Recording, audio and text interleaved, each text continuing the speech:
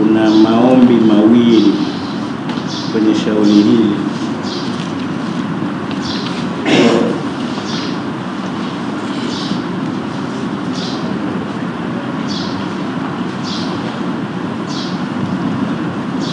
Mheshimiwa, ombi la kwanza ni ombi linalohusiana na proceedings za kesi.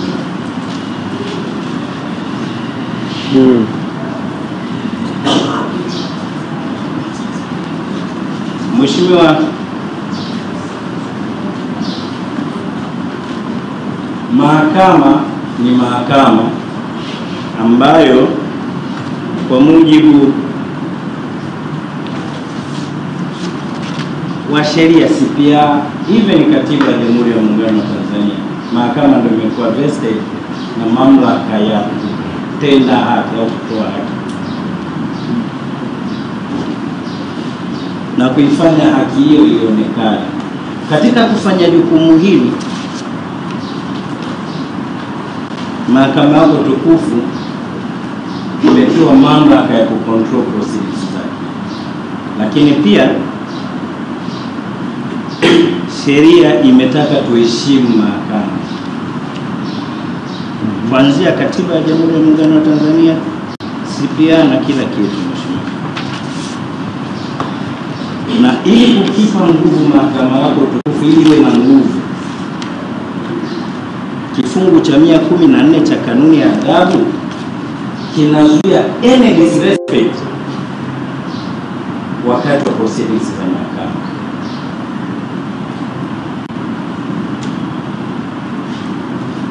Kifungu cha 114 kidogo cha kwanza a 114 kifungu kidogo cha kwanza a cha kanuni ya adhabu sura ya 16.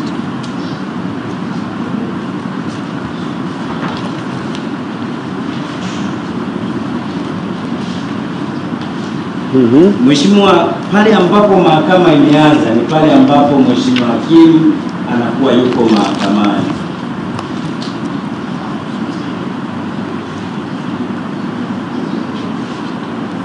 Mheshimiwa, ni hatari sana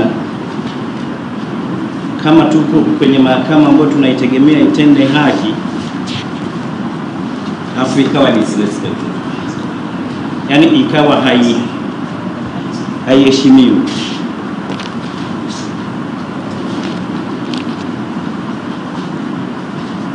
Ombi letu Mheshimiwa, kitendo cha kuwa mahakama imeanza, kitendo cha mshtakiwa mbele ya mahakama ikiwa imeanza, mbele ya mheshimiwa hakimu ikiwa imeanza, kutamka aliyotamka mimi siarudi, sababu mahakama yako imeanza, kwetu tunaona ni disrespect ambayo sasa isipoangaliwa itashusha integrity ya mahakama, itashusha ile heshima ya mahakama, na sio tu mahakama hii na mahakama zetu zote kwa ujumla.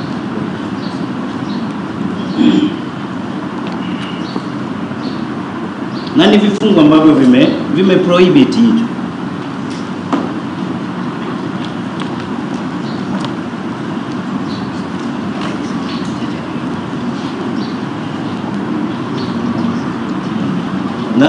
Na Mheshimiwa, tunarejea oda yako ya tarehe iliyopita kwamba tuiendeshe hii kesi au hizi kesi kwa mujibu wa kufuata kanuni, sheria na kila kitu, lakini tuache miemko, tuache kila kitu. Nakumbuka ile onyo ulilitoa Mheshimiwa. Ombi letu Mheshimiwa, kwa kitendo ambacho kimetokea, tunaomba mahakama iangalie, uweze kuitolea maamuzi, provided kwamba vifungu vya kuzuia haya vipo.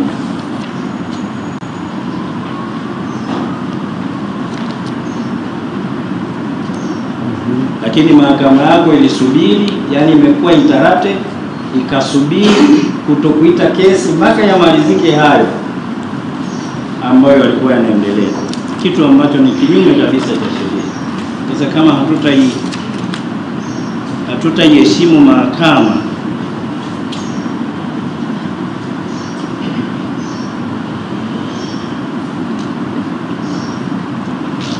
hiyo ambayo tunategemea inaitwa haki, tutaendelea kulalamika haitendwi. Kwa mheshimiwa, ombi letu la kwanza ni kukiangalia hicho kifungu na mahakama yako iweze kuitolea maamuzi.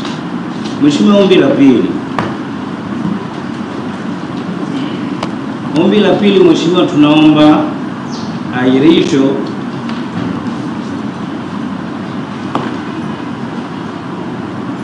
kwa sababu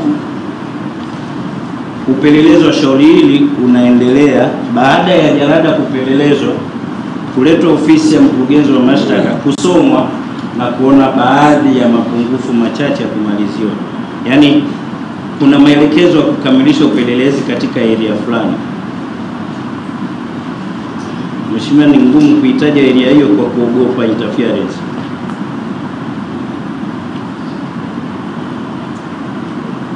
Lakini lililetwa kwa maana ya pale wenzetu walivyoona kwamba hapa upelelezi sawa, ilisomwa. Baada ya kusomwa vikabainika baadhi ya vitu vichache havijafanywa kazi.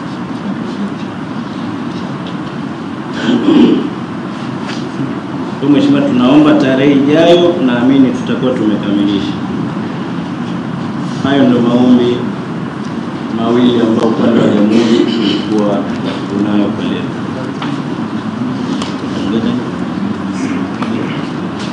Mheshimiwa, ni hayo.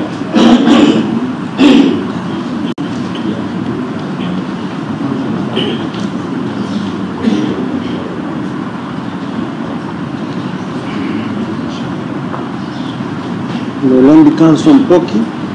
Mheshimiwa, tumesikia maombi mawili ya upande wa mashtaka,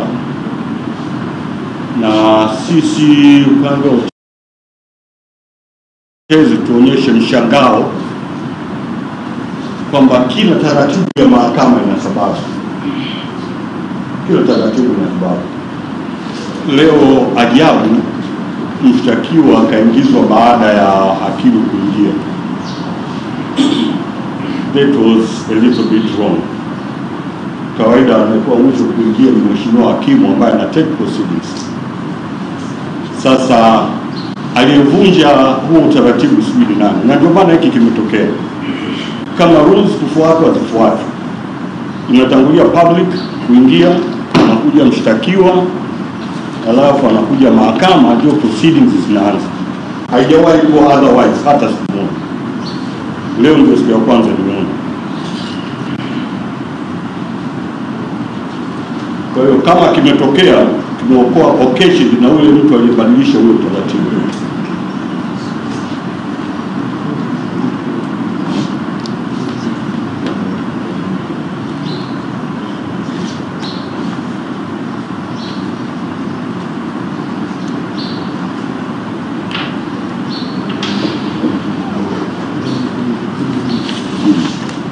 Labda kuna hii Latin maxim inasema who comes to equity must come with clean hands. Who comes to equity must come with clean hands.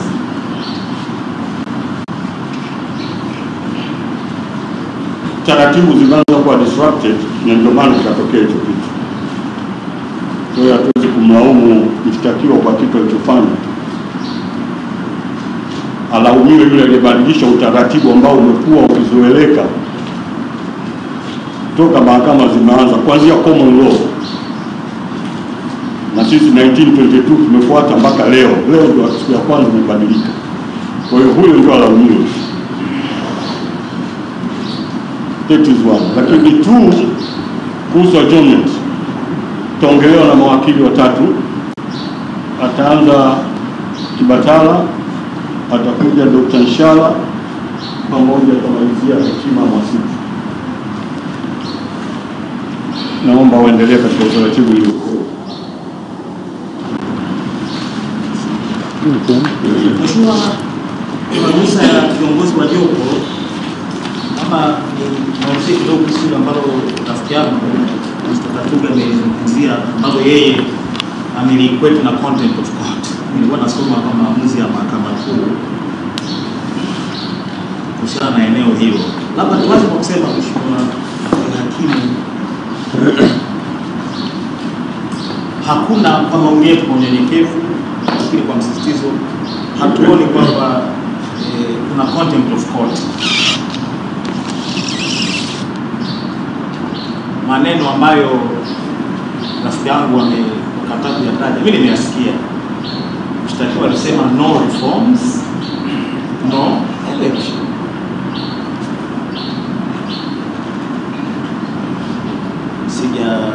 Sijamsikia wakili Katuga akisema kwamba hayo maneno ni matusi au yenyewe tu yanavunja sheria. Ni slogan ambayo mshtakiwa kwenye particulars kule imejielezea kabisa kwamba yeye ni nani, na hatuwezi kukimbia kwamba hii kesi ni kesi haina vya namna fulani. Lakini pia Mheshimiwa Hakimu, tusisahau kwamba contempt sio summary proceedings kwa mujibu wa maamuzi mbalimbali. Kwa nasema nilikuwa nasoma hapa wakati anaanza kusubmit kusoma maamuzi ya contempt. Sio summary proceedings. Contempt of court mpaka mtu awe cited, ina entail asomewe charge. Yaani kwa kifupi kesi iendeshwe, ushahidi uletwe, mshtakiwa apate nafasi ya kujitetea, aite na mashahidi wake, afu mahakama itoe hukumu. Sasa hiyo integrity ambayo rafiki yangu Katuga anaizungumzia proceedings inaoana na hiyo procedure. And the tediousness of that procedure inherent in section 114 ambayo anasema imeshakuwa imeshakusomea maamuzi. Kuna ndoa hapo, kwa sababu even if there was a slight danger iliyopo ni kubuild a mountain out of a molehill. Rudia tena. Nasema Mheshimiwa kwa msako kwamba even if there is a slight common sense, judicial common sense,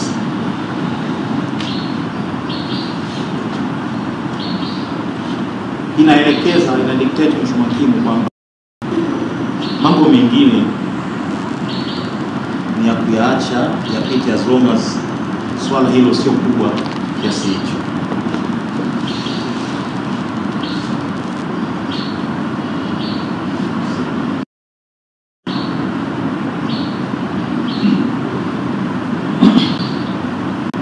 Ni mambo tu ya kujipanga.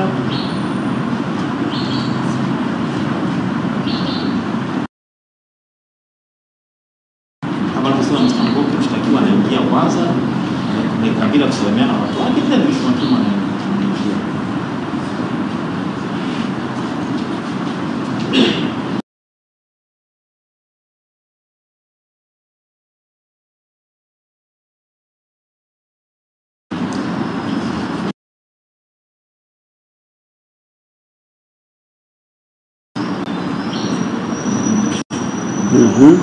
Lakini pia pamoja na kwamba I may be treading on risky territory, mwenzetu ameleta proposition kidogo kwamba mahakama ilikuwa imeshaanza. In the strict sense of the word, hakimu alikuwa ameingia, yes, lakini mahakama ilikuwa haijaanza kwa sababu hata kesi ilikuwa haijaitwa. Sasa hilo pia mahakama iliangalie nini maana ya quote unquote mahakama kuanza.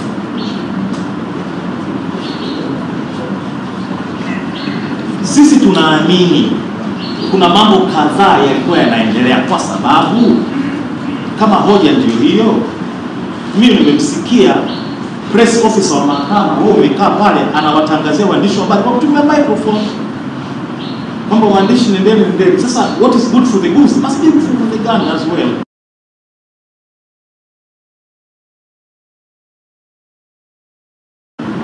Yaani kama yeye okay. Sasa tutasite content watu wangapi? Sisi usituletee yale makosa madogo. Haya makosa makubwa sisi hatuna latitude. Na tunaweza tukaenda sheria ituambie tukamilishe upelelezi lini, tutakuwa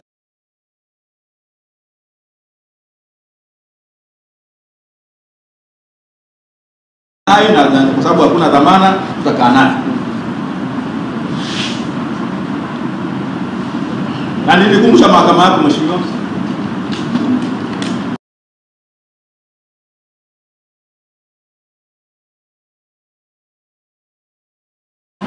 kwamba ibara ya 14 ya katiba yetu inazungumzia haki ya mtu kuishi na mtu kupata hifadhi ya maisha yake.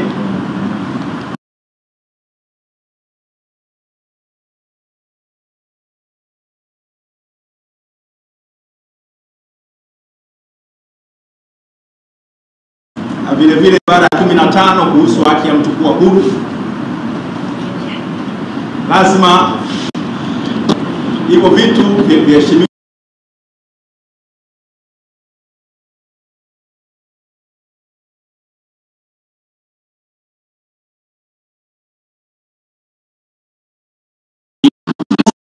Na ni msingi, na nikasema serikali haijawahi kuzaa mtu licha ya nguvu yote walioja serikali, haijawahi kuzaa mtu, na serikali haina uwezo hata wa kuongeza sekunde moja ya uhai wa mtu. Na vile vile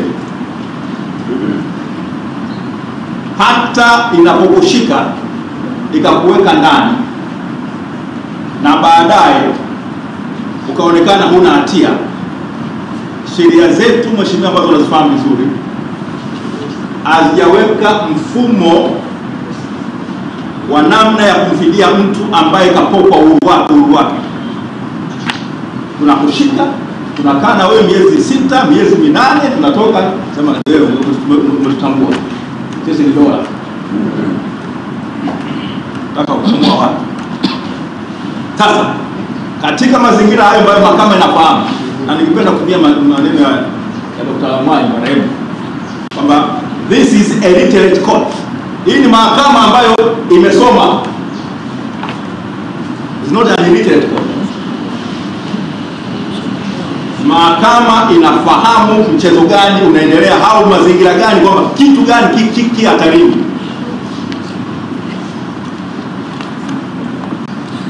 Kilicho hatarini ni uhuru wa mtu na ni kutumia mahakama kama uwanja wa kukomwa watu.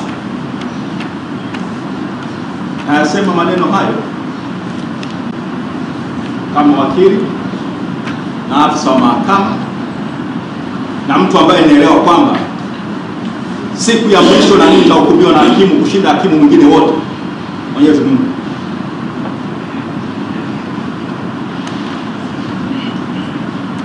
Kwa hiyo mheshimiwa, leo hii umeona sarakasi nyingine zimekuja na watu ambao leo wana claim high moral ground.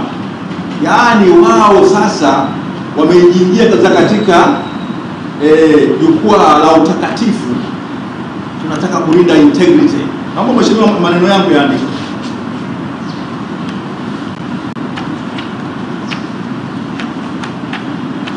Wakili Kibatala amesema na mzee Mpoki amezungumza, mtu anayetaka kusema kwamba yeye ni mtakatifu aonyeshe utakatifu wake tuone. Na utakatifu huo gani?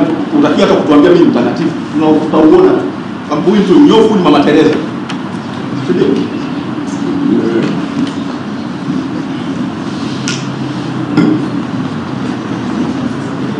Tulichonacho hapa ni watu ambao kwa makusudi, kwa sababu ni dola, wameamua kuomba ahirisho. Na sisi kwa mheshimiwa tunasema kwa kutumia kifungu cha 248 chote cha sheria ya makosa mwenendo wa jinai, mahakama hii ikatae kuahirisha kesi. Tuendelee. Kwa sababu tumefanya hivyo tarehe 9, tarehe 10 zamani, tukafanya hivyo tarehe zilizofuata, na mara ya mwisho mahakama hii ikasema yeye upande wa mashtaka mje hapa mtuonyeshe. Si kwa maneno, lakini tunaambia mheshimiwa hatuwezi tukakuonyesha. Kwa sababu gani? Kwa sababu tuna kuna vitu vingine vitaingilia upelelezi wetu. Na ukumbuke mheshimiwa, hapa hatushughuliki na kesi ambayo kuna matendo au kuna njama au kuna nini. Ni maneno ya mtuhumiwa. Unapeleleza nini katika maneno ya mtuhumiwa? Unakwenda kwa wataalamu wa lugha huko hewani wa kutafsiri. Tulikuwa tunataka tukazungumze na wataalamu wa lugha au wafasihi watuambie maneno pengine ni falsafa. Ni kama Mtakatifu Paulo anakutana na Wagiriki, anataka kushindana nao falsafa, kwamba yanamaanisha nini. Sivyo, ni maneno yake yako plain and simple. Kama ni manake yanaashiria yanatimiza lile kosa ambalo wao wanalisema, unapeleza nini kwenye yale maneno mheshimiwa? Kwa maana nikasema mahakama hii ni mahakama yenye akili, literate court. Kilichoko mbele yake, don't take the court for as a foolish enterprise. Yaani maneno haya ungeniambia kwamba huyu amefanya makosa akishikiana na wale na wale na wale, si wafundishi mashtaka, si ndio? Lakini ndio kwingine kuna nini? Hakuna kitu, ni mere words. Serikali hii imeingia mtero kwa maneno yake. Yaani serikali hii na maguvu yote yanaona maneno ambayo nimewaona wanachezeshwa na maneno. Sawa? Sasa sisi mheshimiwa, tunaomba kwamba mahakama hii katika kesi mahakama ya Tanzania katika kesi ambazo zilizoamuliwa ni naanzia mahakama kuu, mahakama ya rufaa,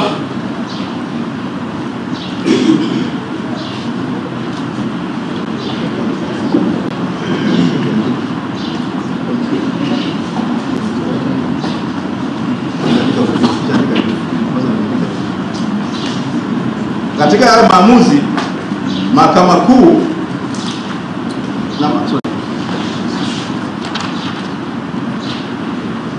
katika kesi ya Abdalla Kondo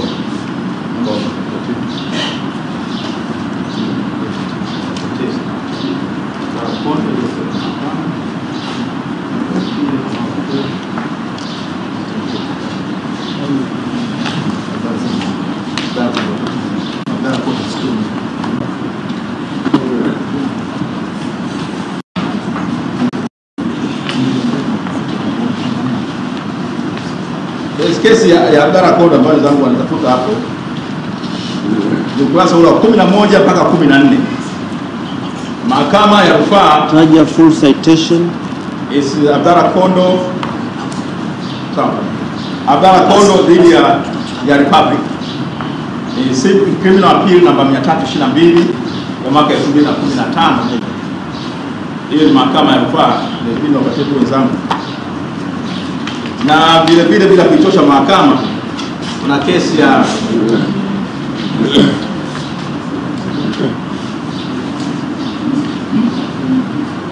kutoka 11 mpaka 14.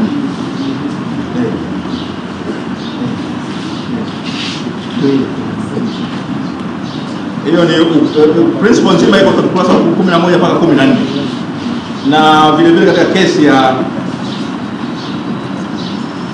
Director of Public Prosecutions versus Hilary son of Amsini and aka Mirindi.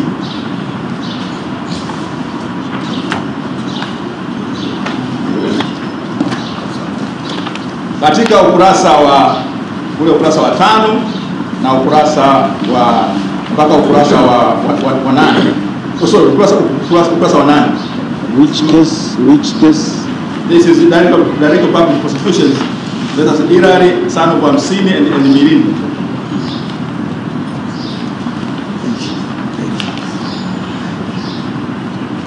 Hoja yetu ni kwamba from page 5 to 7, also to 8, page 5 to 8, the principles are encapsulated in there.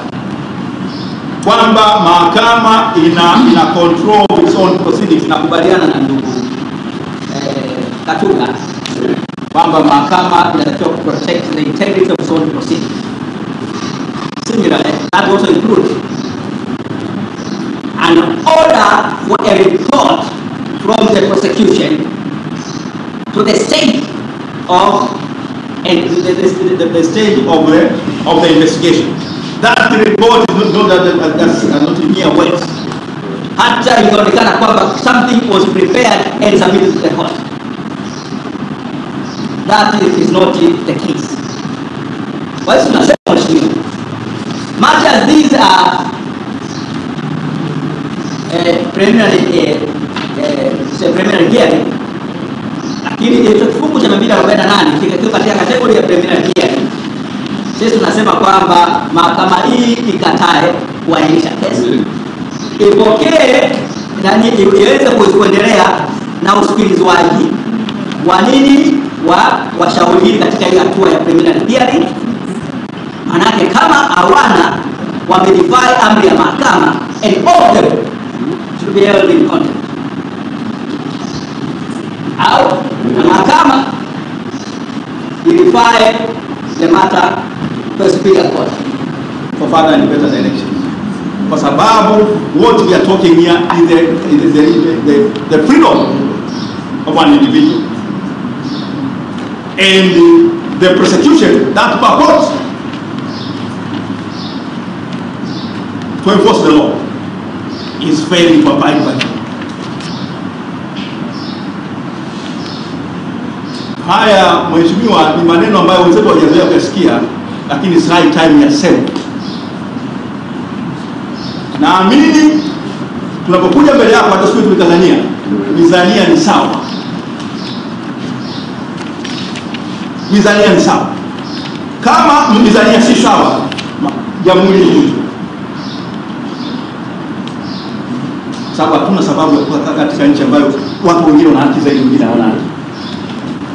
The whole essence of having a republic, and mheshimiwa wanafungua mashtaka haya in the name of the republic.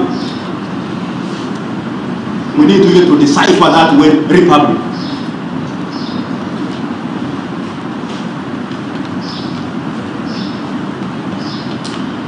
Ni serikali ya watu.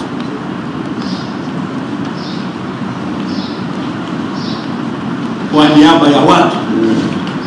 Kwa maslahi ya watu. Na si serikali ya watu fulani kwa niaba ya watu fulani dhidi ya watu fulani.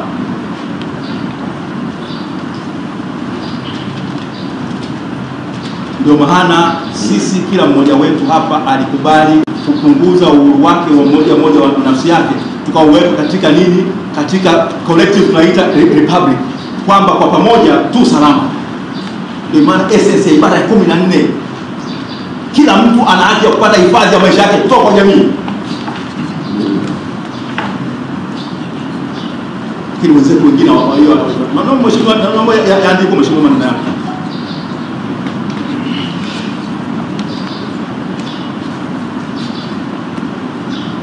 Sasa kwa kutokana na maamuzi haya mheshimiwa, kutokana na maamuzi haya ya mahakama, na tukitaka kulinda integrity na heshima ya mahakama, sisi tunasema ni rai ya upande wetu kwamba mahakama hii ikatae kuahirisha kesi hii na iamuru kwamba tuendelee. Na kisha ukiamua kuendelea, basi baada ya hapo itajua kama itashirikana kuendelea itatoa amri gani baada ya hapo. Tutameki a consequential prayer after you make that particular order and we will address you properly. Kwa sababu hatuwezi kukawa tunaahirisha kesi endless. Leo ni hivi, kesho ni vile, yani we are buying time. Kama bila dakika 85 unaanza kufikiria kwenye nani, kwenye bendera cha kona unaanza kuzuia mpira usicheze.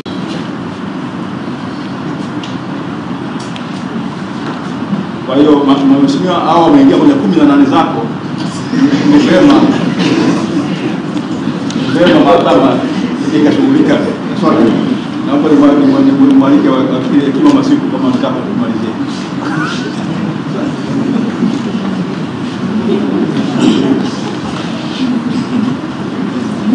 Mheshimiwa Wakili, nende leo na wakili Batara, senior counsel Dr. Cha, lakini nataka kuongezea kwamba jaji mkuu alishawahi kunukuliwa na vyombo vya habari kwamba Is that an authority?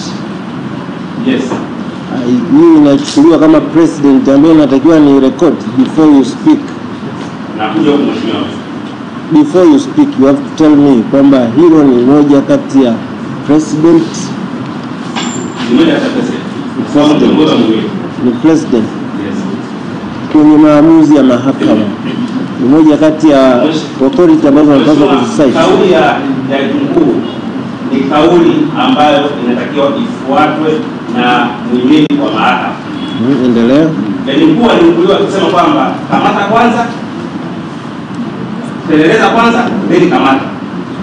Peleleza kwanza, then kamata. Sasa Rudia tena, rudia tena. peleleza kwanza, then kamata. Kilichofanywa na upande wa jamhuri, mheshimiwa hakimu, kinaendana kinyume na kauli ya kiongozi wa muhimili wa mahakama. Walikuwa wana uwezo wa kupeleleza kabla hawajamkamata, na wangemaliza upelelezi wao ndio wangemkamata na kumleta mahakamani. Sasa kilichofanyika, mheshimiwa hakimu, ni kinyume na kauli ya kiongozi wa muhimili, lakini pili ni kinyume na doctrine of presumption of innocence. Kitendo cha kumkamata na kumweka ndani mteja wetu, leo unafika mahakamani unasema upelelezi haujakamilika.